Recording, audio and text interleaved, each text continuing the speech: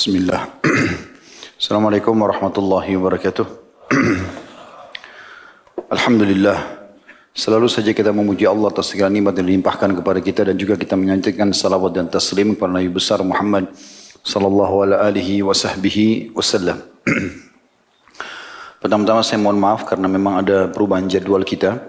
Mulai ke depannya insyaAllah kita yang Selasa siang akan pindah resmi ke Senin siang seperti ini. Karena satu dan dua hal pertimbangan, bentroknya antara jadwal pengajian saya dengan tempat lain, khawatir sering terlambat. Maka insya Allah sekali lagi kita akan rutinkan insya Allah jadwal Selasa siang dipindahkan ke Senin siang kita ini. Melanjutkan bedah buku kita, 40 karakteristik mereka yang dicintai oleh Allah Subhanahu Wa Taala. Tertinggal sedikit dari muqaddimah yang belum dibaca, tapi insya Allah ini bisa antum kembali untuk membacanya karena apa yang dirincikan sebenarnya dari orang-orang yang dicintai oleh Allah Subhanahu Wa Taala ini akan dirincikan lebih panjang lebar di setiap bab atau pasalnya ke depan. Maka saya akan masuk langsung insya Allah di halaman 15. Golongan pertama yang dicintai oleh Allah Subhanahu Wa Taala adalah orang-orang yang bertaubat. Teman-teman sekalian, taubat itu sesuatu yang sangat indah. Jauh dari apa yang dibayangkan oleh seseorang dan punya kelezatan. Jauh daripada lezatnya semua makanan dan nikmat-nikmat dunia ini. Tapi tentu itu akan dirasakan bagi orang yang betul-betul tulus dalam bertaubat kepada Allah Subhanahu Wa Taala. Terbukti pada saat orang tulus bertaubat ada kelapangan dada dia rasakan. Netesnya air mata, ketenangan hati, terdorongnya setelah itu untuk rajin berbuat amal saleh. Ini berarti menandakan dia punya kenikmatan. Kalau tidak mungkin hati merasa tentram. Saya yakin kita tidak luput pernah berbuat dosa, kemudian kita menyesal kepada Allah Subhanahu Wa Taala. Pada saat itu, begitu kita istighfar, bertobat kepada Allah, ingin mengubah keadaan kita menjadi lebih baik, hati jadi plong. Dari kita jadi lapang, air mata kita menetes. Ucapan tutur kata kita cuma beristighfar dan bertobat kepada Allah Subhanahu Wa Taala, memuji dan menyanjungnya, takut dari neraka, berharap surga. Begitu juga dengan kita jadi lebih rajin beribadah setelahnya. Lebih semangat dan merasa benci dengan perbuatan-perbuatan kesalahan tersebut. Itu hanya akan berubah kalau seseorang memang berusaha untuk mengubahnya. Misalnya dia kembali lagi membuka pintu-pintu kemaksiatan. Syaitan berhasil lagi mengelabui dan menguasai dia. Barulah perasaan itu hilang. Tapi selama dia tidak melakukan itu, artinya tetap dia istiqomah dengan taubatnya setelah bertobat ini dia tidak mau mengenang lagi masa lalunya yang dia tahu adalah sekarang ke depan dengan amal soleh. Maka kita temukan orang itu paling lapang dadanya, bercahaya wajahnya. Saya bertemu dengan banyak ikhwah di pengajian. Saya tahu masa lalu mereka seperti apa. Sangat kelam. Baik mereka ceritakan atau memang tersebar di medsos. Tapi Masya Allah, tabarakallah setelah ketemu, saya sering tanya, bagaimana akhi perasaannya? Dada lapang Ustaz. Walaupun pendapatan lebih sedikit, tapi hati tenang karena halal. Ada yang sampai cerai dengan istrinya, ada yang sampai berhenti dari perusahaan pekerjaannya, ada yang hijrah dari kotanya. Tapi semua itu menjadi kecil bagi mereka. Ini semua efek daripada taubat itu. Akan mendatangkan kelapangan dada yang luar biasa, ketenangan hati. Jadi taubat itu sangat indah. Coba lakukan dengan tulus. Hanya antara anda dengan Allah Subhanahu Wa Taala, wudu, sholat 2 rakaat, di masjid seperti ini rumahnya Allah dingin, sejuk, tenang. Sujud niat taubat kepada Allah SWT. Lalu sholat 2 rakaat beristighfar setelahnya. Sebagaimana sabda Nabi SAW, tidak ada seorang hamba yang melakukan satu dosa. Kemudian dia berwudu, bersuci dengan sempurna. Lalu dia sholat 2 rakaat dengan sempurna. Dia berikan hak ruku, sujud, i'tidal sampai salamnya. Kemudian dia beristighfar kepada Allah. Kecuali Allah akan bersihkan dosa-dosanya. Setelah itu tugas kita cuma tinggal istiqomah. Kalau ada teman-teman yang bertanya, Ustaz, setelah kami coba taubat, luruskan niat-niat kami, apa yang harus kami lakukan? Jawaban saya sesuai dengan firman Allah Subhanahu Wa Taala, A'udzu billahi minasyaitonir rajim, wa'bud rabbaka hatta ya'tiyakal yakin. Sembah Tuhanmu sampai datang kepadamu kebenaran atau kematian. Saya subhanallah, komitmen setelah saya komitmen saya harus ngajar nih, luangin waktu untuk ibadah. Karena kalau tidak dilowongkan maka kapan kita akan terjun dan jerumuskan diri kita dalam agama ini. Terus saya paksakan diri dalam masalah ibadah. Saat itu pernah saya duduk subhanallah di satu, saya lupa waktu itu di sebuah tempat. ada tulisan di dinding, firman Allah Subhanahu wa taala, mata saya terlihat ke ayat itu. Saya kayak terenguh, tersentuh tadi ayat yang saya baca itu. Wa'bud rabbaka hatta ya'tiyakal yakin. Sembahlah Tuhanmu sampai datang kepadamu kematian. Saya menarik itu ke diri saya sendiri. Seakan-akan ada pesan ilahi, kalau sekarang tinggal kamu luruskan saja ini, istiqamah dalam kebaikan ini, ngajarkan agama, kau juga praktikin sampai kau mati selesai. Itu yang diharapkan. Maka ini yang kita lakukan setelah kita mendapatkan manfaat tersebut. Mahal teman-teman sekalian taubat itu. Kata sebagian ulama, kalau seandainya seseorang hamba dimudahkan oleh Allah untuk beristighfar dan taubat, berarti Allah inginkan kebaikan untuk dia. Karena Allah gembira dengan taubatnya. Kan begitu dijelaskan dalam sebuah hadis yang sering kita sebutkan, hadis Bukhari. Kata Nabi SAW, sesungguhnya Allah lebih gembira, asyaddu faraha.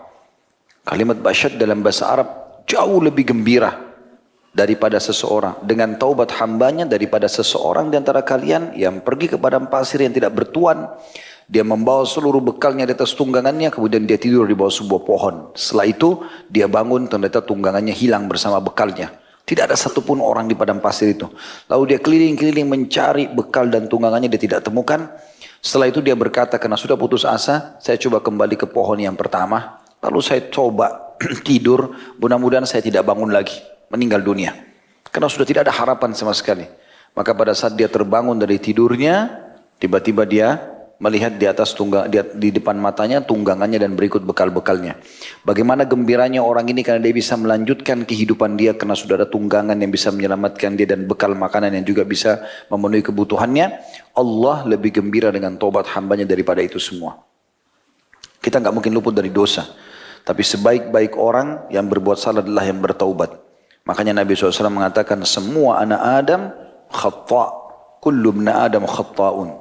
Semua anak Adam pasti buat dosa, buat kesalahan.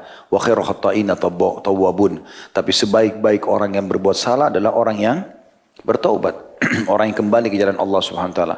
Tentu juga taubat artinya meninggalkan, tidak akan kembali lagi. Itu makna taubat, gitu kan? Kita usahakan agar semaksimal mungkin tidak kembali lagi. Tapi rahmat Allah luas. Ada seorang sahabat pernah berkata begini, ya Rasulullah, kalau saya berbuat dosa, apa yang harus saya lakukan? Kata Nabi SAW, taubat. Lalu dia bilang, kalau saya ulangi lagi. Satu waktu, entah kapan saya tergoda lagi. Kata Nabi SAW, taubatlah lagi. Kalau saya ulangi lagi ya Rasulullah. Satu waktu entah kapan saya buat lagi. Taubat. Terus Nabi ulangi SAW dengan jawaban taubat. Selama dia masih bertanya, kalau saya ulangi, kalau saya ulangi. Sampai akhirnya setelah berulang kali dia berkata begitu. Kata Nabi SAW, Allah Tuhan kalian tidak akan jenuh sampai kalian jenuh. Kalau kalian sudah tidak mau lagi taubat, baru Allah tinggalkan kalian. Selama masih mau taubat dan istighfar, aman. Bukan kita gampangkan ya. Tentu jauh lebih baik orang yang sudah bertobat istiqomah. Pahalanya lebih besar dibandingkan dia terjerumus lagi dalam dosa, dia taubat lagi. Tentu, karena detik-detik di saat dia lagi berbuat dosa, orang yang tidak berbuat dosa akan dapat pahala. Misal si A sama si B, dua-duanya pernah berbuat dosa, dua-duanya taubat nasuha sekarang. Tidak mau lagi kembali ke dalam dosa. Si A tetap istiqomah, si B terjerumus. Misalnya sebulan kemudian, setahun kemudian, 5 tahun kemudian terjerumus lagi dalam maksiat. Misalnya berzina dan lain seterusnya. Maka detik-detik di mana dia berbuat dosa ini, tentu si A berbuat ibadah. Karena lagi tidak berbuat dosa. Gitu kan? Di sini kalahnya si B sama si A. Walaupun nanti si B sebulan kemudian taubat dibersihkan dosanya. Bersih dosa. Tapi kosong dari pahala. Gitu kan? Karena misalnya 3 jam yang dia pakai berzina, nggak bisa diisi dengan ibadah. Kecuali dengan hikmah Allah SWT, Allah dengan kemahamurahnya mengganti dosa-dosanya menjadi pahala. Memang ada jenis golongan orang seperti itu. Tapi tentu tidak semuanya. Oleh karena itu teman-teman sekalian, kalau ada godaan syaitan, toh gampang pintu taubat terbuka. Ya, tetapi kita perlu renungi 2 hal. Apakah kita bisa mencapai waktu kita bertobat itu? Misal orang buka pintu perzinahan malam ini, kemudian dia tanpa dia sadar, dia pikir gampang dia bisa tobat, ternyata malam itu juga dia meninggal. Jadi dia tidak sempat sampai di tobat itu. Yang kedua, kalaupun dia bisa diterima tobatnya, maka minimal detik-detik yang dia pakai maksiat tidak terisi amal soleh, dan itu tidak bisa diperbaiki sampai hari kiamat. Beruntunglah orang yang engah dengan masalah ini. Semoga Allah SWT memudahkan kita tentunya untuk istiqamah dan juga menjaga Ya, supaya kita tetap berada di agama Allah Subhanahu wa taala. Ingat teman-teman, jangan terpengaruh dengan mudahnya umur antum. Jangan terpengaruh dengan mulusnya kulit, ya. Kemudian apa namanya? Belum terjangkaunya, belum tercapainya titel-titel dunia, baik itu titel akademik kah, baik itu prestasi harta kah, atau belum menikah. Semua ini mati tidak mengenal itu. Dia kalau datang dia akan menyambut semuanya orang yang saat ajalnya sudah datang. Waktu kita di dunia terbatas. Nikmati pada hal-hal yang dihalalkan saja, jauhi yang haram, sampai kita meninggal insya Allah kita akan mendapatkan apa yang sudah Allah janjikan. Di dunia orang-orang beriman itu bahagia. Karena mereka makan, mereka minum, mereka menikah, mereka bekerja. Silakan, Islam gak larang. Yang penting 5 huruf halal. Jangan 5 huruf yang lain haram.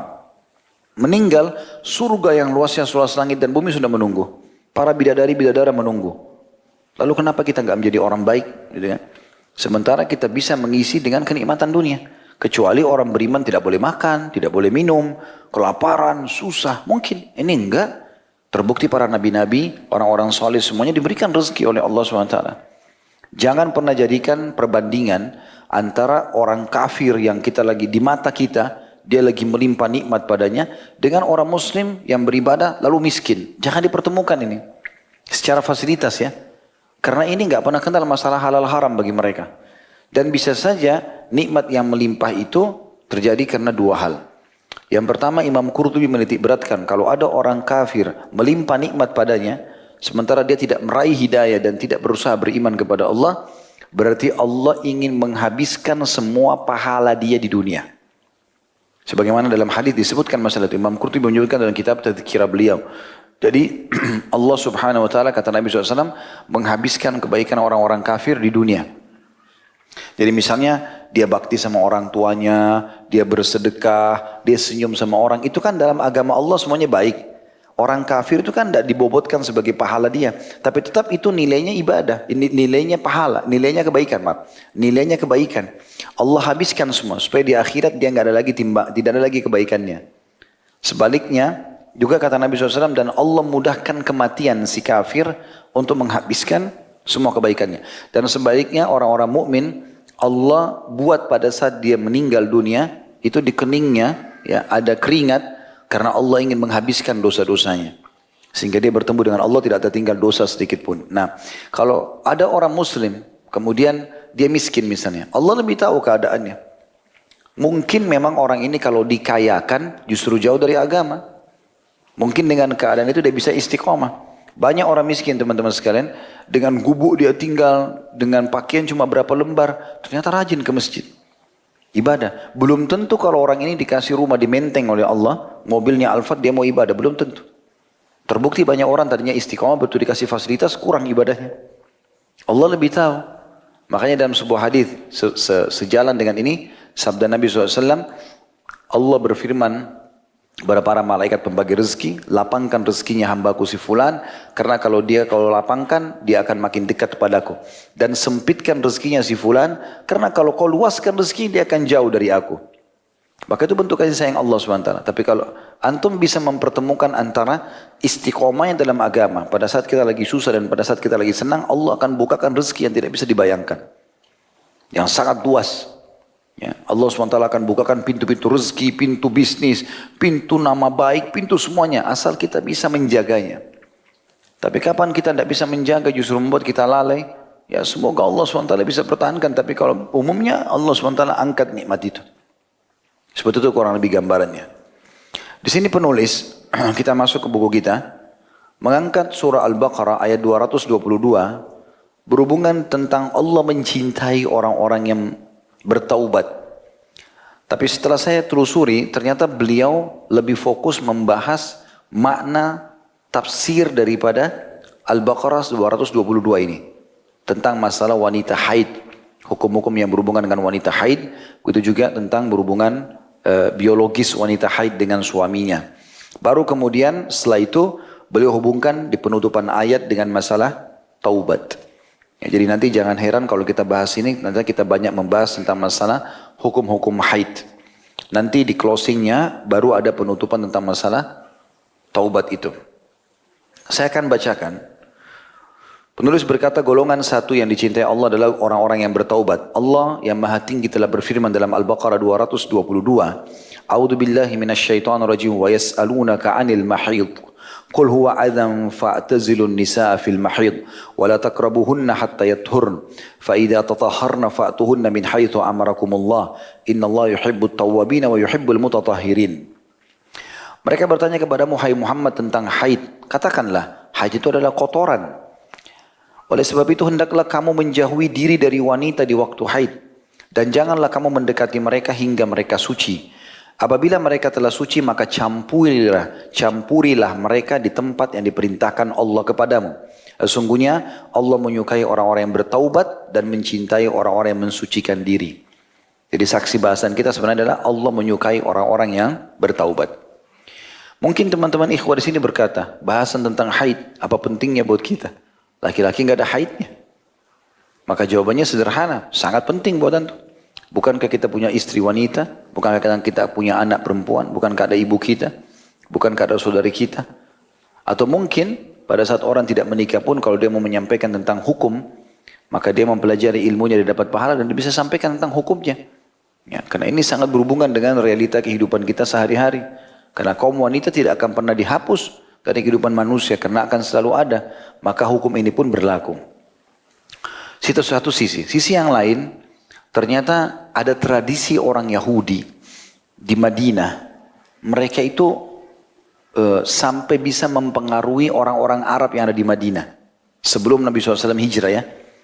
Khusus berhubungan dengan masalah haid ini, ialah mereka tidak pernah mau duduk berbicara kumpul dengan istrinya yang haid. Begitu tiba masa haid dipulangkan ke rumah orang tuanya. Setelah selesai haid baru dikembalikan. Jadi nggak makan sama-sama, nggak ngobrol sama-sama. Ya. Islam datang menetralisir masalah itu. Boleh duduk, boleh bicara, boleh ciuman, boleh makan sama-sama, boleh jalan sama-sama. Yang tidak boleh hanya biologis saja, meletakkan kemaluan di kemaluan. Maka kita ada hukum syar'i di situ untuk menjelaskan tentang ini Islam dan ini agama kalian. Lakum dinukum waliyadin. Yahudi punya cara, kita punya cara. Gitu kan? Ada juga orang terlalu berlebihan, orang-orang kafir, mereka tetap menggauli istri mereka pada saat haid. Kalau Yahudi tadi meninggalkan sama sekali, ada juga sebagian orang Nasrani tidak menggauli istrinya pada saat haid. Mereka anggap itu biasa saja. Gitu kan? Di alam sihir, darah haid digunakan untuk wadah dan sarana. Diambil darah haid lalu dimantra-mantrain. Gitu kan? Digunakanlah untuk mempengaruhi orang lain atau menghina agama Allah dengan meletakkan darah haid di lembar-lembaran kertas mushaf dan segala macam hal. Berarti banyak sekali hal-hal yang berhubungan dengan masalah haid ini yang semestinya seorang muslim ketahui walaupun dia laki-laki. Apalagi muslimah. Tentu mereka lebih butuhkan masalah ini. Baik, di dalam ayat ini kata penulis, Allah Ta'ala memberitahukan kepada kita bahwasanya para sahabat pernah bertanya kepada Rasulullah SAW. Lalu Allah yang maha tinggi memberi fatwa kepada mereka dengan memerintahkan kepada Rasulnya agar memberitahukan kepada mereka. Hal ini menunjukkan betapa Allah yang maha lembut dan maha mengetahui memperhatikan kepada kelompok yang beriman ini dan bahwa mereka itu di sisi Allah mempunyai kedudukan. Dari Anas radhiyallahu anhu ia berkata, Rasulullah SAW bersabda. Jadi hadis ini cukup panjang sebenarnya. Jadi ada sahabat yang mengatakan, ya Rasulullah, apa yang seseorang di antara kami bisa lakukan pada saat istrinya sedang haid? Karena tiap hari, tiap bulan mereka akan hadapi itu. Sekarang belum tahu hukum. Ini wanita haid sama dengan orang Yahudi nggak? Pulangin ke rumah orang tuanya, nggak boleh ngobrol, nggak boleh makan, nggak boleh segala macam. Atau ada batasan syar'inya. Maka Nabi SAW ajarkan ini. Hadisnya adalah riwayat Muslim, jilid 1 halaman 246. Tepatnya nomor hadisnya 302, Abu Daud jilid 1 halaman 439 dan nomor hadisnya 255, Tirmidzi jilid 4 halaman 286, nomornya 4060 dan juga An-Nasai jilid 1 halaman 152, Ibnu Majah juga di jilid 1 halaman 211 dan nomor hadisnya 644. Kata Nabi SAW, Isna'u kulla syai'in illa nikah. Perbuatlah segala sesuatu kecuali nikah atau hubungan suami istri. Baik, kita hubungkan antara jawaban Nabi SAW dengan ayat tadi.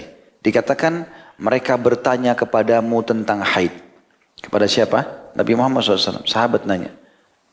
Ditanya, "Qul huwa adzan." Katakan hai Muhammad, itu adalah kotoran. Dan sudah ada penelitian tentunya darah haid itu sangat kotor ya.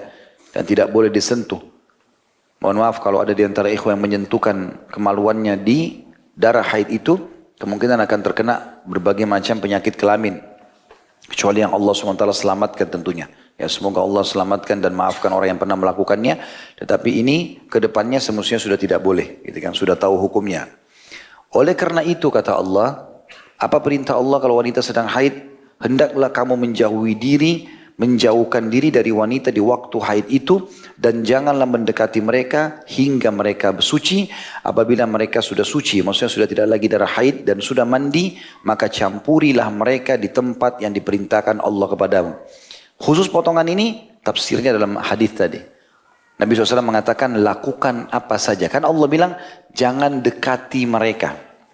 Kalau kita fahami zahirnya ayat apa? Gak boleh berdekat-dekat, gak boleh interaksi, gak boleh ngomong, gak boleh kumpul. Tapi di sini Nabi SAW merincikan tafsir yang dimaksud dengan Allah bilang jangan kamu katakan darah itu kotoran, oleh sebab itu hendaklah kamu menjauhkan diri dari wanita di waktu haid, dan jangan kamu mendekati mereka hingga mereka suci. Apabila mereka suci maka campurilah mereka, gauli mereka di tempat yang telah diperintahkan Allah. Nabi SAW mengatakan buat apa saja dalam kenikmatan itu, ciuman, pelukan, segala macam, kecuali meletakkan kemaluan di kemaluan. Itu tafsir daripada Al-Baqarah ini. Lalu Allah tutup ayatnya mengatakan, sungguhnya Allah menyukai orang-orang yang bertobat. Artinya kalau pernah lakukan, sekarang taubat. Jangan ulangi lagi. Jangan gauli lagi istrimu pada saat haid. Gitu kan? Dan mencintai orang-orang yang mensucikan diri. Artinya yang haid, dia sucikan dirinya baru kemudian boleh digauli. Yang laki-laki juga dia sucikan dirinya ya, kalau dia selesai menggauli istrinya. Maksudnya mandi junubnya. Kata penulis di dalam ayat ini terdapat beberapa faedah dan adab-adab yang mana kaum muslimin diwajibkan untuk beradab seperti di bawah ini. Di antaranya diwajibkan untuk mengungkapkan sesuatu yang tabu dengan menggunakan lafaz-lafaz yang baik tanpa menodai etika malu. Karena Allah yang Maha Tinggi telah melarang berhubungan intim pada waktu haid dengan memerintahkan agar menjauh. Allah berfirman tadi, potongan ayatnya, A'udzubillahi minasyaitonirrajim, fa'tazilun nisa fil mahid wa la taqrabuhun hatta yathurn. Oleh sebab itu hendaklah kamu menjauhi diri dari wanita di waktu haid dan janganlah kamu mendekati mereka sebelum mereka suci.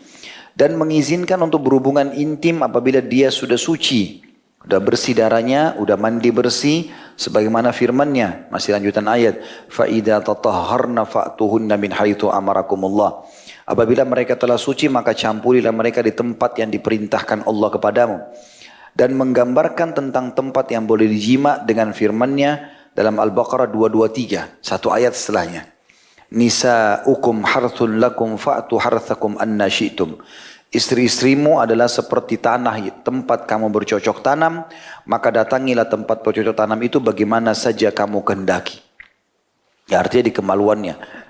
Jadi pelajaran di sini diantaranya beliau mengatakan pentingnya seorang muslim bertanya sesuatu yang tabu dalam hukum agama kepada ahlinya supaya jangan dia terjerumus dalam kesalahan tanpa dia sadari.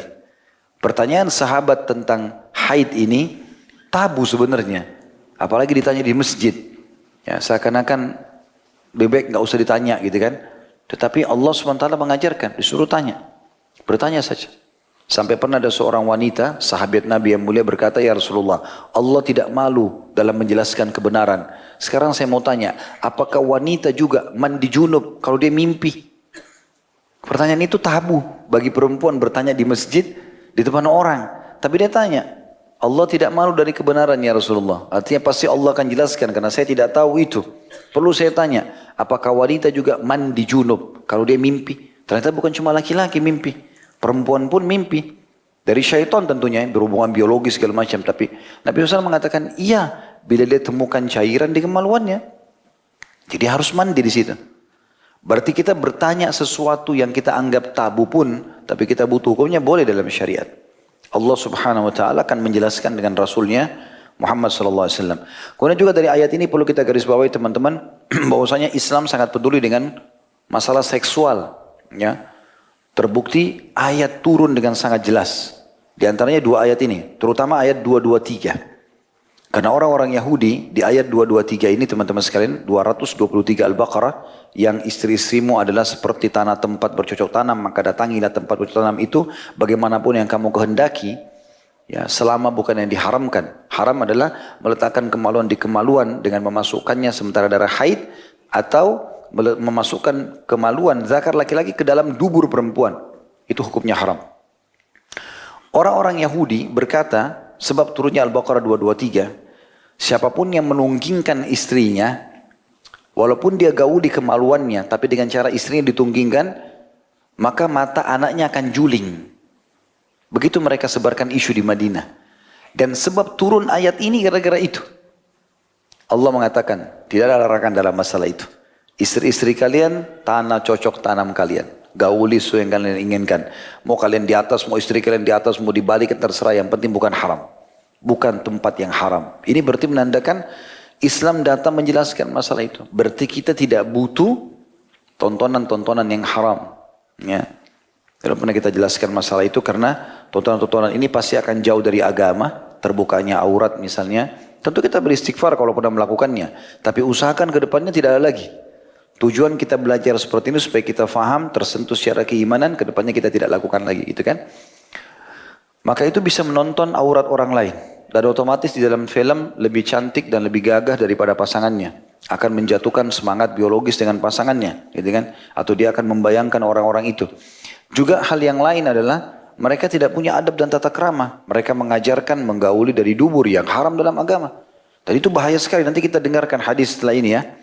Sebesar apa sih ancamannya meletakkan kemaluan di kemaluan istri pada saat dia lagi haid di dalam, dan juga meletakkan zakarnya di dalam dubur istrinya.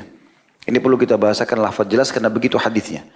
Perhatikan di sini dikatakan semua lafaz-lafaz tersebut suci, terjaga, bersih, tidak memberikan naruri seks, tidak pula menodai rasa malu. Artinya tetap perlu dibahasakan, tapi mungkin tidak perlu terlalu vulgar. Di antaranya diwajibkan menjauhkan diri dari istri-istri di waktu haid, karena mendatangi mereka pada waktu haid itu hukumnya haram. Rasulullah SAW sangat mengecam perbuatan ini seraya bersabda, "Man ata haidan aw imra'atan fi duburiha aw kahinan faqad kafara bima unzila ala Muhammad." Barang siapa yang menyetubui istrinya yang dalam keadaan haid, maksudnya di sini sekali lagi masukkan kemaluan di kemaluan, karena kalau ada pembalut di atas sarung atau kain tidak masalah. Nanti akan kita jelaskan hadisnya. Tapi tidak boleh memasukkan kemaluan di kemaluan. Barang siapa yang menyetubui artinya meletakkan kemaluan di kemaluan istrinya dalam keadaan haid, atau menyetubuinya pada lubang duburnya, atau dalam datang kepada dukun, maka sungguh dia telah kafir dengan sesuatu yang telah diturunkan kepada Muhammad sallallahu alaihi wasallam. Hadis ini sahih riwayat Tirmidzi nomor 135. Ibnu Majah nomor 639, Abu Daud nomor 3886. Saya ringkaskan, saya tidak sebutkan lagi jilid dan halamannya. Kekufuran tersebut, kata beliau dalam makna hadis, akan menjadi kufur akbar besar yang berlawanan dengan Islam bagi siapa saja yang mengingkari haramnya menyetubui istri yang sedang haid dan meyakini kehalalannya. Maka orang tersebut telah kafir dan keluar dari Islam karena dia telah menghalalkan sesuatu yang sudah jelas-jelas diharamkan dalam Islam. Kalau misalnya kita jelaskan, gak boleh lo gauli istri di kemaluan pada saat haid. Siapa yang bilang? Haram. Gak ada haram-haram. Dia bangkang. Bangkang terhadap hukum Allah yang sudah Allah haramkan. Lalu dia menghalalkannya, kufur. Dia harus syahadat lagi kalau dia mau taubat. Karena dia membangkang di sini ya. Barang siapa yang menyetubui wanita yang sedang haid, tapi orang tersebut meyakini akan keharaman menyetubuinya, maka orang tersebut disebut kafir namun tidak keluar dari Islam. Maksudnya ungkapan untuk menjauhkan diri dari melakukan hal itu seperti ini, dan agar tumbuh rasa takut dari hal ya seperti ini. Demikianlah keadaan setiap orang yang menghalalkan hal-hal yang diharamkan, tapi harus bisa dibedakan antara orang yang menghalalkan dengan hatinya, haram tapi tetap dia halalkan, dan orang yang menghalalkan dengan mengerjakannya tapi dia meyakini keharamannya. Beda kedudukannya. Kalau yang pertama, yang bangkang, tidak ada haram-haram, pokoknya dia mau lakukan semuanya, dia tetap menghalalkan apa yang telah Allah haramkan, kafir. Kalau dia lakukan tapi dia tahu itu perbuatan haram, ya, maka ini masuk dalam kategori dosa besar. Ya. Yang dimaksud dengan kalimat teman-teman di sini, dia orang tersebut disebut kafir namun tidak keluar dari Islam. Ini sesuai dengan statement Ibnu Umar radhiyallahu anhu. Jadi ada beberapa dosa yang kalau dilakukan di dalam dalil-dalil terancam dengan istilah kafir tapi nggak keluar dari Islam. Diistilahkan oleh beliau dengan kufurun duna kufrin. Perbuatannya kafir tapi tidak membawa orang pada kekufuran. Tapi dosanya itu saking besarnya mendekati dosa kekufuran. Seperti itu. Barang siapa terkalahkan oleh nafsunya yang selalu menyuruhnya untuk berbuat jelek, maka diwajibkan untuk membayar kafarah. Kafarah artinya pembersihannya. Namun pembayaran kafarahnya ditinjau dari waktu. Apakah dia bersenggama pada awal-awal dari haid, pada waktu sedang banyaknya darah haid, maka dia wajib membayar 1 dinar uang emas. Sekarang kita tinggal ketik di Google 1 dinar nilainya berapa sudah tahu insya Allah. Dan apabila menyenggamainya pada hari-hari akhir-akhir hari haid, di saat akan habisnya darah haid, maka diwajibkan kepadanya untuk membayar 1/2 dinar. Ini maksudnya orang yang tidak tahu, sudah selesai belum istrinya gitu. Ya kadang-kadang juga ada banyak istri yang dia karena ingin memenuhi kebutuhan suaminya atau dia juga ingin biologis, dia sering mengatakan sudah bersih kok, nggak apa-apa gini. Padahal sebenarnya dia masih ada darah. Setetes pun tetap dihitung darah haid. Walaupun warnanya sudah berubah. Gitu kan. Semasa itu dia keluar di jadwal rutinnya dia. Saya wanita pasti tahu masalah itu. Haid umumnya antara 3 sampai 7 hari normalnya ya. Kalau ada orang rutin begitu setiap bulan, ternyata bulan ke-6 atau bulan ke-7 dari masa 1 tahunnya itu keluar lebih dari 7 hari, berarti sudah istihadhah namanya. Bukan darah haid lagi, tapi istihadhah. Istihadhah itu seperti pembuluh darah yang pecah, ya, tapi mirip darah haid karena sudah lewat dari siklus rutinnya dia, gitu kan? Itu pernah terjadi kepada seorang sahabat Nabi. Maka Nabi SAW mengatakan itu adalah pembuluh darah yang pecah. Maka oleh karena itu mandilah dan sholatlah. Dari Ibnu Abbas dalilnya, dari Ibnu Abbas radhiyallahu anhu dari Nabi SAW berkenaan dengan orang yang menyetubui istrinya yang sedang dalam keadaan haid, maka beliau bersabda, yatasaddaqu bidinarin aw nisfi dinar. Hendaklah dia bersedekah 1 dinar atau 1/2 dinar. Hadis ini riwayat Abu Dawud nomor 237, juga 261. Ya. An-Nasai juga sebutkan dan juga Ibnu Majah menyebutkan. Ibnu Majah di nomor 640. Ibnu Abbas radhiyallahu anhu berkata, "Idza asabaha fi awwalid dami fa dinarun wa idza asaba fi inqita'id dami fa nisfu dinar." Apabila menyenggamainya pada awal mengalirnya darah, maka ia harus membayar 1 dinar. Sedangkan apabila menyenggamainya waktu berhentinya darah, maka ia harus membayar 1/2 dinar. Maksudnya di akhir-akhirnya. Termasuk teman-teman tidak boleh menggauli sampai dia, Allah bilang, hatta yathurn, sampai mereka suci. Salah satu maknanya adalah berhenti darah dan mandi. Mandi wajib, bersih dari haid dan nifas itu wajib. Baru boleh menyentuhnya di situ. Ya. Makanya ini ikhwah-ikhwah bujang-bujang ini kalau mau nikah, ya, atau akhwatnya menentukan, dari akhwat mungkin ikhwanya tidak tahu, dari akhwatnya menentukan masa akad nikah jauh dari masa tanggal haidnya. Karena dia nikah, akad nikah terus haid, kesian juga laki-lakinya. Ya. Atau bisa terjadi pelanggaran ini. Wah kan masih pengantin baru, sudahlah boleh buat, tidak apa-apa. Di antaranya bahwasanya seorang suami diperbolehkan untuk bersenang-senang dan melakukan segala sesuatu dengan istrinya yang sedang haid kecuali bersetubuh. Jadi boleh makan, boleh ngobrol, boleh bercanda, boleh segala macam. Gitu kan? Bahkan Nabi SAW itu menggauli ummahatil mu'minin di saat haid, tapi menyuruh mengencangkan kain di tempat keluarnya haid. Begitulah penyampaian Aisyah radhiyallahu anha ummul mu'minin. Rasulullah SAW kalau ingin menggauli salah seorang di antara kami sementara dia haid, maka beliau suruh mengencangkan kain di tempat keluarnya darah, lalu beliau ya menggaulinya, menciumnya, mencumbunya segala macam. Sebagian ulama mengatakan onani hukumnya haram kalau laki-laki kerjakan. Tapi kalau istrinya yang lakukan, apalagi kalau lagi haid, maka tidak ada masalah. Karena masuk dalam bab istimta atau menikmati yang dihalalkan dalam agama. Di antaranya bahwa menjauhi istri yang sedang haid itu terus berlangsung sampai dia mandi. Hal ini berdasarkan firman Allah SWT Al-Baqarah 222 tadi, wala taqrabuhunna hatta yathurn, dan jangan kamu mendekati mereka sampai mereka atau sehingga mereka suci. Lalu Allah bilang fa idza tatahharna, apabila mereka telah suci, maksudnya sudah mandi, Fa'atuhunna min haitsu amarakumullah. Maka campurilah mereka di tempat, maksudnya kemaluan yang diperintahkan Allah kepadamu. Yang perlu diketahui bahwa hubungan suami istri itu sangat rahasia sekali. Tidak boleh disebarkan dan tidak boleh dibicarakan kepada orang lain. Siapapun itu. Ya. Kecuali antum konsultasi dalam kondisi memang pasangan kita sangat jauh dari yang diharapkan. Gitu kan? Misal tidak mau berhubungan biologis, atau kalau berhubungan biologis sering mengeluarkan bau-bau yang tidak sedap. Sudah coba berobat ternyata tidak, lalu bicara sama dokter, konsultasi itu lain. Gitu kan? Konsultasi. Tapi yang dimaksud adalah kalau sudah punya kelebihan dalam biologis, puas dengan pasangan, nggak boleh diceritain sama siapapun. Hadisnya adalah dari Asma binti Yazid radhiyallahu anha, bahwasanya suatu ketika ia bersama Nabi SAW, sedangkan laki-laki dan perempuan sedang duduk, lalu beliau SAW bersabda, la'alla rajulan yaqulu ma fa'alahu bi ahlihi wa la'alla imra'atan tukhbiru ma fa'alathu ma'a zawjiha. فأرم القوم فقالت أي والله يا رسول الله إنهن لا يفعلن وإنهم لا يفعلون فقال صلى الله عليه وسلم لا تفعلوا فإنما مثل ذلك كمثل الشيطان لقي شيطانا في الطريق فغشيها والناس ينظرون. Mungkin kata Nabi SAW, ada seorang laki-laki yang mengatakan sesuatu yang ia lakukan bersama istrinya, cumbuannya, biologisnya, dan seorang istri mungkin memberitahukan sesuatu yang telah ia kerjakan bersama suaminya. Kaum semuanya di masjid pada diam, senyap. Lalu Asma radhiyallahu anha, ini seorang sahabat Nabi yang mulia, mengatakan, iya ya Rasulullah. Iya benar, iya demi Allah ya Rasulullah. Sungguh mereka yang perempuan berbuat demikian dan mereka juga yang laki-laki juga seperti itu.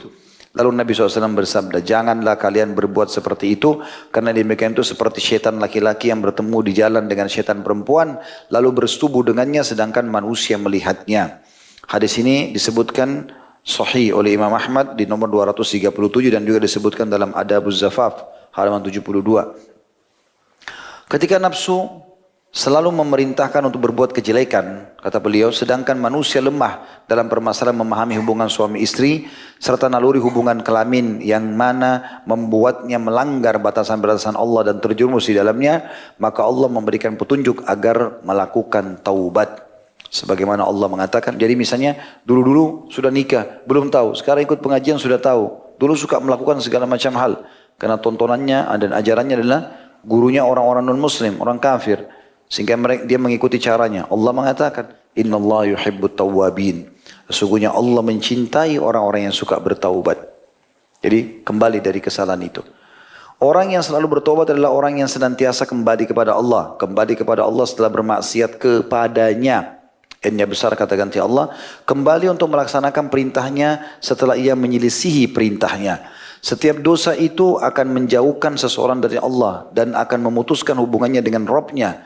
Disebutkan dalam hadis qudsi, Allah Subhanahu wa taala telah berfirman, inni khalaqtu ibadi hunafa'a kullahum wa innahum atathum asyayatina fajtalathum an dinihim. Sesungguhnya aku telah menciptakan hamba-hambaku semuanya dalam keadaan lurus. Namun syaitan datang kepada mereka lalu membelokkan mereka dari agama mereka. Hadis ini riwayat Muslim nomor 2865. Sedangkan orang-orang yang selamat, kata beliau, ya, sekarang sudah mulai masuk ke dalil-dalil tentang masalah taubat ya. Sedangkan orang-orang atau orang yang selamat itu adalah orang yang apabila ia tersesat, niscaya ia langsung kembali kepada Allah, dan jika berdosa niscaya bertaubat. Karena sungguhnya Allah telah berfirman dalam surah An-Nisa ayat 110, A'udzu billahi minasyaitonir rajim, wa may ya'mal su'an aw yadhlim nafsahu thumma yastaghfirillah yajidillaha ghafurur rahima. Barang siapa yang mengerjakan kejahatan dan menganiaya dirinya, maksudnya melakukan perbuatan yang bisa membawa murka Allah kepadanya, kemudian dia mohon ampun kepada Allah, niscaya dia mendapati Allah Maha Pengampun lagi Maha Penyayang. Ya. Subhanallah, kata ulama, tidak ada orang yang berbuat dosa kecuali Allah buat penyesalan setelah itu. Siapapun yang merasakan teman-teman sumpek, sedih, suntuk, tidur susah, gelisah, suka mimpi buruk, rasanya dunia ini walaupun luas sempit, rumah luas sempit, adanya dosa. Taubat. Itu saja kuncinya. Semua permasalahan kita di dunia terjadi karena masalah kita hubungan sama Allah. Antum perbaiki hubungan sama Allah, ini baik sendiri semua. Kita pernah pasti buat salah. Tapi kita coba perbaiki. Intinya teman-teman kita sadar itu kesalahan lalu kita kembali kepada Allah. Nanti Allah punya cara. Nggak usah antum perbaiki nama antum semua, nggak usah. Bukan urusan kita itu. Kita muhasabah, istighfar kepada Allah. Kalau itu haknya Allah, taubat. Kalau itu haknya manusia, kita ada ambil barang orang atau segala macam, taubat kepada Allah, kembalikan hak itu. Bersih kembali. Allah punya cara dengan itu. Ya, itu yang dimaksud dengan hadits Nabi SAW. At-taubatu jubbu ma qablah. Taubat akan membersihkan dan menghapuskan semua yang masa lalu. Artinya semua sampai bekas-bekasnya pun akan Allah SWT perbaiki. Kemudian juga dalam surah Al-Imran ayat 135 Allah SWT berfirman, A'udzubillahi minasyaitonirrajim, walladzina idza fa'alu fahishatan aw dhalamu anfusahum dzakarullaha fastaghfaru lidzunubihim wa yaghfiru dzunuba innallaha wa lam yusirru ala ma fa'alu wa hum ya'lamun. Dan juga orang-orang yang apabila mengerjakan perbuatan keji, perbuatan dosa, atau menganiaya dirinya sendiri, niscaya mereka ingat akan Allah, lalu memohon ampun terhadap dosa-dosa mereka. Dan siapa lagi yang dapat mengampuni selain daripada Allah? Dan mereka tidak meneruskan perbuatan kejinya itu, sedang mereka mengetahui. Ya setelah sampai kepada mereka informasi ini, ya sudah, mereka berhenti, taubat, kedepannya sudah baik saja. Bertaubat setelah berbuat dosa wajib dilakukan dengan sesegera mungkin.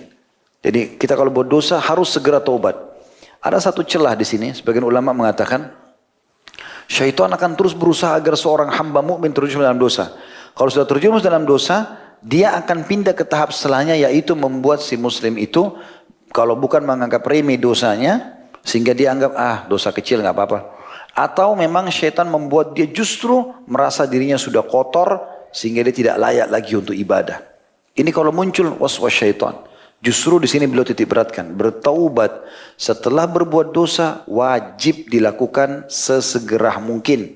Tidak boleh dinanti-nantikan atau diakhirkan. Sebagaimana firman Allah Subhanahu wa taala dalam surah An-Nisa ayat 17, A'udzubillahi minasyaitonir rajim. Innamat taubatu 'alallahi lilladzina ya'maluna as-su'a bijahalatin tsumma yatubuna min qarib. Tsumma yatubuna min qaribin faulaika yatubu 'alaihim wa faulaika yatubu Allahu 'alaihim wa kana Allahu 'aliman hakima. Sesungguhnya taubat di sisi Allah hanyalah taubat bagi orang-orang yang mengerjakan kejahatan lantaran kejahilan, yang kemudian mereka bertaubat dengan segera. Maka mereka itulah yang taubatnya diterima Allah, dan Allah maha mengetahui lagi maha bijaksana. Jadi kalau dia buat dosa, langsung segera dia berhenti dari dosa tersebut. Maksudnya adalah setelah melakukan kesalahan, hendaklah mereka menyesali perbuatannya dan menghapus bekasnya dengan kebaikan setelahnya. Sebagian ulama menambahkan mengatakan salah satu ciri tobat orang hamba diterima, ini pendapat sebagian. Salah satu ciri tobat orang diterima adalah seorang hamba yang sudah tobat melupakan dosa itu. Atau merasa benci untuk kembali ke dosa yang sama. Itu menandakan berarti tobat kita diterima. Karena Allah SWT akan tanamkan kebencian. Atau bahkan kita sudah lupa. Oh iya saya pernah buat ini. Tapi kita sudah lupa, tidak teringat dalam keseharian kita. Kapan seseorang itu tobatnya main-main, maka terus syaitan masih bisa memainkan di pikiran dia sehingga dia bisa terjerumus setiap saat. Kata beliau, sebelum titik-titik hitam di dalam hatinya terkumpul, dia harus segera taubat. Yang akhirnya tidak akan terhapus. Karena itu Rasulullah SAW bersabda, وَأَتْبِئِ السَّيِّئَةَ الْحَسَنَةَ مُحْهَا. Ikutilah keburukan dengan kebaikan, pasti kebaikan itu akan menghapusnya. Hadis ini Hasan riwayat Tirmidzi nomor 1987, juga disebutkan oleh Tirmidzi nomor 2053. Maaf, Sahih Tirmidzi itu di 1987, kalau di Sunan Tirmidzi sendiri 2053. Luqman berkata kepada putranya, Luqman Hakim, dalam orang yang masyhur, tokoh yang masyhur yang Allah sebutkan dalam surah Luqman, wahai anakku, janganlah kamu mengakhir-akhirkan taubat, karena kematian itu akan datang secara tiba-tiba. Barang siapa tidak bersegera untuk bertaubat dengan menanti-nantikan, maka ia berada di antara dua bahaya besar. Yang pertama, bertumpuknya kegelapan pada hatinya di setiap kemaksiatan sehingga menjadi kotoran dan tabiat dan tidak dapat dihapus. Yang kedua, segera terkena penyakit atau tiba-tiba meninggal, lalu tidak dapat menyibukkan diri untuk menghapus dosa. Karena itu dikatakan juga bahwa kebanyakan teriakan penghuni neraka adalah dengan mengatakan, betapa ruginya aku akibat menanti-nantikan taubat. Sebagaimana ini dinukil ada footnote nomor 25 dari Al-Ihya jilid 4 halaman 12. Jadi salah satu yang nanti yang diteriakin oleh orang-orang neraka itu, Ya, sayang kenapa dulu kita tunda-tunda taubat. Tapi sudah terlambat. Maka dari itu, wahai orang-orang yang berbuat dosa, berhati-hatilah terhadap kematian dan berlombalah berbuat kebaikan, serta gunakanlah hidupmu sebelum datang kematianmu. Karena kematian itu akan datang tiba-tiba. Sebagaimana ini ada putusan nomor 26 disebutkan dalam Sahih Al-Jami' nomor 1088 dan dalam Mustadrak jilid 4 halaman 306. Allah berfirman mengingatkan masalah itu dalam surah Luqman ayat 34, A'udzubillahi minasyaitonirrajim, wa ma tadri nafsum madza taksibu gada, wa ma tadri nafsum bi ayyi ardin tamut. Dan tidak seorang pun yang dapat mengetahui dengan pasti apa yang akan diusahakannya besok, dan tidak ada seorang pun yang dapat mengetahui di bumi mana ia mati. Ulama mengatakan hari itu dibagi tiga. Hari masa lalu, kalau itu sudah berlalu, kalau baik kau syukuri, kalau buruk kau bertobat. Hari ini yang sedang dilalui dan ini milikmu, maksimalkan dengan kebaikan, jauhi larangan. Dan hari esok kau hanya bisa berniat saja, karena belum tentu kau mencapainya. Tapi kalau orang niat kebaikan, dia dapat pahala. Misal kalau saya masih hidup tahun depan, saya akan begini dan begitu, gitu kan? Nabi SAW mengatakan dalam sabdanya itu, kalau saya masih hidup tahun depan, saya akan begini dan begitu. Ya. Kemudian juga dari ayat ini diambil, sesungguhnya orang tidak tahu di mana dia meninggal. Dalam sebuah hadis sahih dikatakan kalau seseorang hamba akan dicabut atau direnggut ruhnya di sebuah tempat, maka Allah SWT membuatnya punya hajat ke tempat itu. Kalau dia pebisnis, dia bisnis. Kalau dia apalah, pokoknya dia datang ke tempat itu, nanti di situ dicabut ruhnya. Tidak akan mati kecuali di tempat yang sudah ditentukan. Ya. Maka cepat-cepatlah bertaubat kata beliau dan bersegeralah kembali kepada Allah. Pepatah bahasa Arab mengatakan, karena kamu tidak tahu jika malam telah gelap, apakah kamu akan hidup sampai waktu fajar. Ketahuilah kata beliau bahwa orang yang bermalas-malasan di hadapan Allah akan benar-benar menyesal ketika datang kematian. Lalu mereka meminta kepada Allah untuk dikembalikan ke dunia agar mereka dapat melaksanakan apa-apa yang telah mereka tinggalkan. Betapa tidak mungkinnya hal itu. Sebagaimana Allah pastikan dalam surah Al-Mu'minun ayat 99 sampai ayat 100. A'udzu billahi minasyaitonir rajim. Hatta idza jaa ahadahumul maut qala rabbirji'un la'alli a'malu salihan fima tarakt. Kalla innaha kalimatun huwa qailuha wa min waraihim barzakhun ila yaumi yub'atsun. Demikianlah orang-orang kafir itu hingga apabila datang kematian kepada salah seorang di antara mereka. Maka barulah dia berkata, ya Tuhanku, kembalikanlah aku ke dunia agar aku berbuat amal soleh, amal yang soleh terhadap apa yang telah aku tinggalkan dulu. Beriman, patuh, segala macam. Sekali-kali tidak mungkin kata Allah. Sesungguhnya itu adalah perkataan yang diucapkan saja. Dan di hadapan mereka ada dinding sampai hari mereka dibangkitkan. Barzakh. Maksudnya alam kubur sampai dibangkitkan. Karena itu Allah Ta'ala memerintahkan kepada orang-orang yang berlebihan dalam perbuatan dosa dan kemaksiatan agar segera kembali ke jalan Allah dan menyesal atas perbuatan mereka. Ini ayat yang paling saya sukai teman-teman sekalian. Ayat yang luar biasa. Renungi baik-baik. Surah Az-Zumar ayat 53 sampai 59. A'udzu billahi minasyaitonir rajim. Qul ya ibadiyalladzina asrafu ala anfusihim la taqnatu min rahmatillah. Innallaha yaghfiru dzunuba jami'a. Innahu huwal ghafurur rahim. Wa anibu ila rabbikum wa aslimu lahu min qabli an ya'tiyakumul adabu thumma la tunsarun. Wattabi'u ahsana ma unzila ilaykum min rabbikum min qabli an ya'tiyakumul adabu baghtatan wa antum la tash'urun. An taqula nafsun ya hasrata ala ma faradtu fi jambillah wa in kuntu laminas sakhirin. أو تقول لو أن الله هداني لكنت من المتقين أو تقول حين ترى العذاب لو أن لي كرة فأكون من المحسنين بلى قد جاءتك آياتي فكذبت بها واستكبرت وكنت من الكافرين.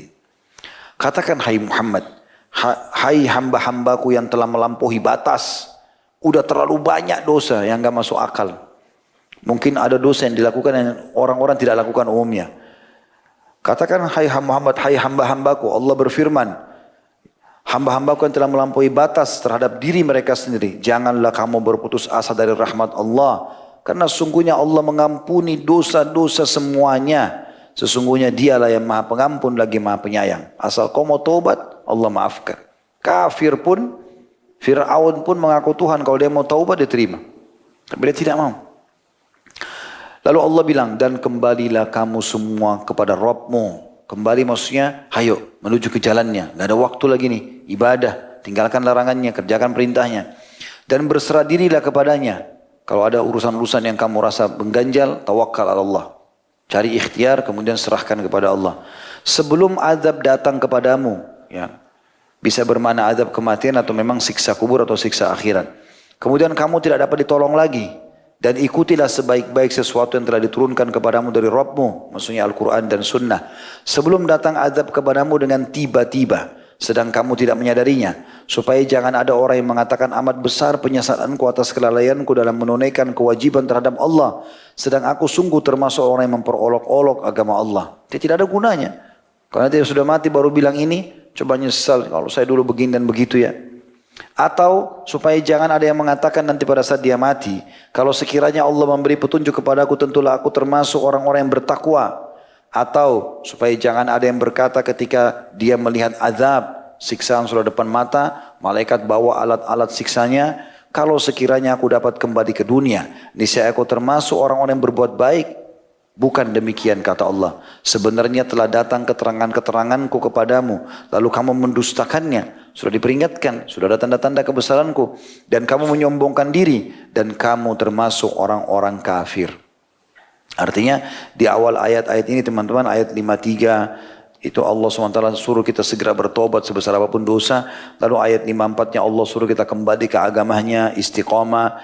Ya, 53, 54-nya. Kemudian 55, 56, 57, 58 sampai 59 ini semuanya Allah berikan gambaran bagaimana penyesalan-penyesalan orang yang nanti pada saat meninggal tidak sempat taubat. Sesungguhnya Allah memberikan rasa gembira kepada hamba-hambanya dengan membukakan pintu taubatnya serta melarang mereka agar tidak putus asa dari mendapatkan rahmat dan ampunannya. Allah berfirman dalam At-Tahrim ayat 8. A'udzu billahi minasyaitonir rajim. Ya ayyuhalladzina amanu tubu ilallahi taubatan nasuha. Taubatan nasuhan asa rabbukum an yukaffira ankum sayiatikum wa yudkhilakum jannatin tajri min tahtiha al-anhar. Al-ayah. Hai orang-orang beriman, bertobatlah kepada Allah dengan taubat yang semurni-murninya. Betul-betul kembali kepada Allah tanpa ingin kembali ke dosa. Mudah-mudahan Rabb kamu akan menghapus kesalahan-kesalahanmu dan memasukkan kamu ke dalam surga yang mengalir di bawahnya sungai-sungai. Juga Allah perintahkan dalam surah An-Nur ayat 31. A'udzu billahi minasyaitonir rajim wa tubu ilallahi jami'an ayyuhal mu'minun la'allakum tuflihun. Dan bertobatlah kamu sekalian kepada Allah orang-orang beriman supaya kamu beruntung. Artinya beruntung di dunia karena Allah bukakan pintu-pintu rezekinya, beruntung di akhirat karena selamat dari api neraka dan masuk ke dalam surga. Juga Allah menyebutkan dalam surah Al-Furqan ayat 68 sampai 70. A'udzu billahi minasyaitonir rajim. والذين لا يدعون مع الله إلها آخر ولا يقتلون النفس التي حرم الله إلا بالحق ولا يزنون ومن يفعل ذلك يلقى أثاما يضاعف له العذاب يوم القيامة ويخلد فيه مهانا إلا من تاب وآمن وعمل عملا صالحا فأولئك يبدل الله سيئاتهم حسنات وكان الله غفورا رحيما.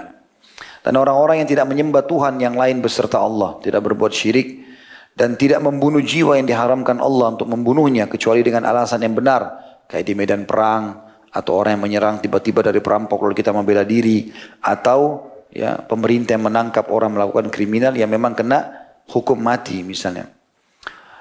Dan juga tidak berzina. Sebaliknya barang siapa yang melakukan semua itu, menyekutukan Allah, membunuh jiwa tanpa alasan benar atau berzina, niscaya dia mendapatkan pembalasan dosanya, yakni akan dilipat gandakan azab untuknya pada hari kiamat dan dia akan kekal dalam azab itu dalam keadaan terhina. Kecuali orang-orang yang bertobat, beriman dan mengerjakan amal saleh sebelum dia meninggal, maka merekalah yang kejahatan mereka diganti Allah dengan kebajikan dan Allah Maha Pengampun lagi Maha Penyayang. Nah ini penting sekali teman-teman. Saya termasuk selalu mengamalkan itu. Saya minta sama Allah bukan cuma dimaafkan teman, tapi bilang, ya Allah gantilah dosa-dosaku menjadi pahala. Karena di firman Allah ini Allah sebutkan itu.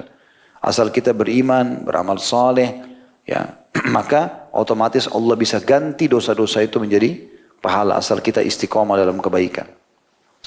Allah juga memastikan dalam Furqan ayat 71 lanjutannya, A'udzu billahi minasyaitonir rajim wa man taba wa amila shalihan fa innahu yatubu ila Allahi mataba. Dan orang yang bertaubat dan mengerjakan amal saleh maka sungguhnya dia bertobat kepada Allah dengan taubat yang sebenar-benarnya. Kita insyaallah cukupkan sampai dalil-dalil ini. Nanti kita buka pertanyaan insyaallah. Yaitu surah Toha dan ada sebuah hadis nanti yang kita akan baca insyaallah. Yang berbunyi a'udzubillahi minasyaitonir rajim wa inni lagaffarun liman taba wa amana wa amila salihan thumma ihtada. Sesungguhnya aku Maha Pengampun kata Allah. Maha Pengampun berarti menghapus dan membersihkan semua kesalahan bagi orang yang bertaubat, beriman dan beramal saleh. Kemudian tetap di jalan yang benar. Dan tetap di jalan yang benar. Saya subhanallah pernah menyampaikan di salah satu ceramah, kalau orang masuk ke kuburan, ya kalau dia punya maksiat maka dia bisa dihukum, gitu kan, oleh Allah SWT. Beranjak daripada hadis 2 orang penghuni kuburan yang Nabi SAW lewati, lalu kata Nabi SAW dua-duanya disiksa. Dan keduanya disiksa pada hal yang dianggap oleh keduanya tidak besar, tapi itu besar, yaitu adu domba dan tidak cebok pada saat kencing kan gitu. Saya mengambil tadinya dari hadis ini, berarti orang akan kena siksa kubur karena tidak cebok pun disiksa di kubur kan. Subhanallah, saya sempat tanya sama Syekh Ali Hilabi masalah ini. Syekh, apakah memang ini seperti ini keadaannya? Karena salah satu teman sahabat saya, Dr. Musyafa Hafidhahullah, mengingatkan saya, Ustaz coba antum cek ini gitu. Saya coba cek, terus saya cek ke Syekh Ali mengatakan dia sebenarnya masih di bawah masyiatillah. Apa itu masyiatillah? Artinya walaupun dia masuk ke kuburan, selama bukan kekafiran ya. Kalau dia masih berbuat dosa, saking luasnya rahmat Allah, Allah masih bisa mengampuni atau Allah menyiksanya. Ya, Allah masih bisa mengampuni atau Allah menyiksanya gitu kan. Artinya tidak spontanitas main dihukum. Kecuali Allah SWT ingin hukum. Jadi harus kita hubungkan dengan masyiatillah. Maka ini menunjukkan rahmat Allah yang luas. Tapi tentu tetap kita berharap agar kita bertaubat sebelum meninggal dunia. Karena itu bisa disiksa, bisa juga tidak. Gitu ya. Kemudian hadis sebagai penutup kita akan buka pertanyaan selain insyaAllah adalah dari Abu Musa radhiyallahu anhu dari Nabi SAW beliau bersabda, Inna Allah azza wa jalla yabsutu yadahu bil laili liyatuba musi'un nahar wa yabsutu yadahu bin nahar liyatuba musi'ul laili hatta tatlu asy-syamsu min maghribiha. Sesungguhnya Allah yang maha suci dan maha pemurah membentangkan tangannya di waktu malam supaya orang yang berbuat buruk di waktu siang bertaubat, dan dia membentangkan tangannya di waktu siang supaya orang yang berbuat keburukan di waktu malam bertaubat sampai matahari terbit dari barat. Hadis ini sahih riwayat Muslim nomor 2759. Tentu masih ada sekitar 4-5 halaman ya untuk bahasan kita ini. Jadi kita akan masih lanjutkan insyaAllah Senin akan datang di 3 lembar ini, sisanya kurang lebih berarti 6 lembar kalau timbal balik. Dengan insyaAllah mudah-mudahan nanti saya akan tutup materi ini dengan kisah orang-orang yang sudah bertaubat di pertemuan akan datang dengan izin Allah SWT. Jadi kita tidak buru-buru menyelesaikan, selain memang asar sudah sangat dekat, dan juga akan ada Ustadz mengisi setelah asar nanti. Jadi kita tidak mau mengganggu waktu beliau insyaAllah. Begitu saja, subhanakallahumma bihamdika, asyhadu an la ilaha illa anta astaghfiruka wa atubu ilaik. Wassalamualaikum warahmatullahi wabarakatuh.